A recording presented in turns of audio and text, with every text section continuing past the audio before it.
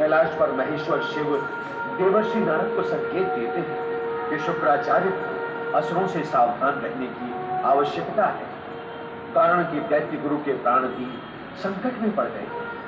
उधर महासुर दैत्य गुरु को चेतावनी देता है कि वे कच्छ को सिद्धियां प्रदान करने का अपना दृढ़ निश्चय छोड़ दें, अन्यथा इसका दुष्परिणाम दैत्य शत्रु कच्छ को भुगतना पड़ेगा। उत्तर में देवयानी महासुर को कच्छ की हत्या के लिए दोषी ठहराती हुई प्रताड़ित करती है, जिस पर क्रोधित महासुर कहता है, देवयानी, हम असुर अपने शत्रुओं को कभी क्षमा नहीं करते, और यह भी समझ लो कि देव और दानव आपस में कभी मिलकर नहीं रह सकते। ये कच्छ भी अपने पिता की भांति या पाखंड करने आया होगा, हमारे भोले भाले दैत्य गुरु को मूर्ख बनाने आया होगा। आश्चर्य, घोर आश्चर्य है मुझे कि दैत्य गुरु ने इसे पुनर्जीवित क्यों किया।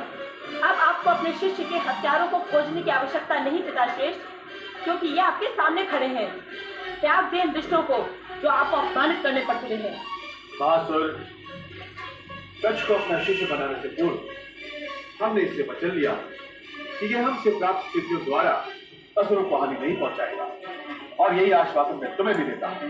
हमें न तो आपके किसी आश्वासन पर विश्वास है और न ही इन दुष्ट असुर शत्रुओं पर।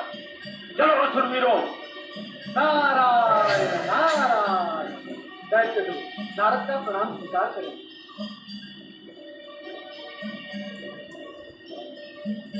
दैत्यराज, आप देख रहे हैं दैत्य गुरु का आश्रम हमारे दुष्ट शत्रुओं की गुप्तचरी का केंद्र बन गया है। इतनी स्वतंत्रता एवं प्रसन्नता से मैंने दुष्ट दैत्य शत्रुओं को कभी हाथ नहीं देखा। दैत्यराज,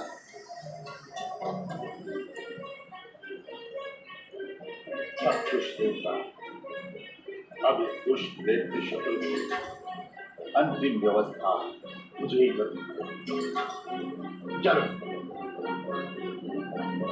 देव ऋषि, आप भगवान भोलेनाथ को मेरा धन्यवाद देते हुए कहना कि ये शुक्राचार्य एक बार अपनी भूल के लिए प्रताड़ित होकर स्थिति विहीन हुआ। अब ऐसा अवसर नहीं आए। हम सबका आप पर विश्वास है दैत्य गुरु। और हाँ, भगवान भोलेनाथ की असीम कृपा से कठिन से कठिन स्थिति में अब मेरा बाल अग्नि के समान ऊपर उठने वाला नहीं हो। नारायण नारायण। आपकी मनोकामना अवश्य पूर्ण होगी दैत्य गुरु। कच्छ, आज्ञा करे देवर्षि। कच्छ, तुम्हारी कोई परंपरा तुम्हें माटी का दिया दे सकती है, ईंधन दे सकती है, परंतु उस दिए को प्रज्वलित तो तुम्हें ही करना होगा। जी देवर्षि। तुम्हारे गुरु तुम्हें मंत्र दे सकते हैं, जप और तप की विधि बताकर तुम्हें इस विधि के द्वारा सिद्धि के द्वार तक ले जा सकते हैं, परंतु सिद्धि को धारण करना यह तुम्हारा अपना परम कर्तव्य है, दायित्व है।